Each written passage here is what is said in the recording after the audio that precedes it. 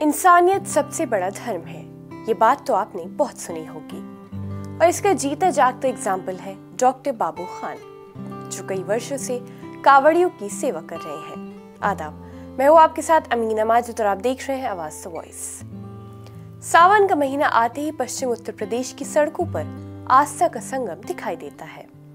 कावड़ यात्रा के दौरान हजारों लाखों शिव भक्त गंगा जल लेने हरिद्वार और गंगा घाटों की ओर निकल पड़ते हैं।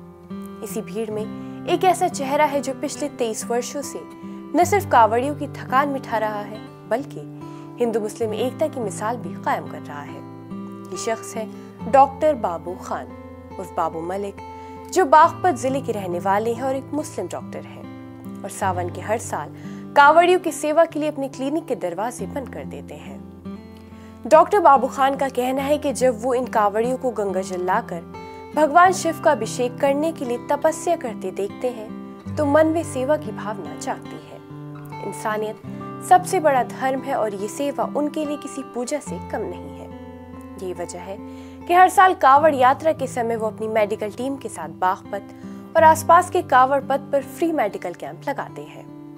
करीब 50 वर्षीय डॉक्टर बाबू खान का ये सफर 23 साल पहले शुरू हुआ था, जब उन्होंने पहली बार कावड़ियों के बीच प्राथमिक इलाज का स्टॉल लगाया था।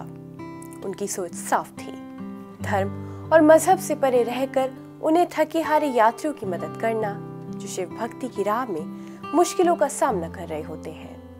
आज उनका कैंप कावड़ यात्रा का अहम हिस्सा बन चुका है।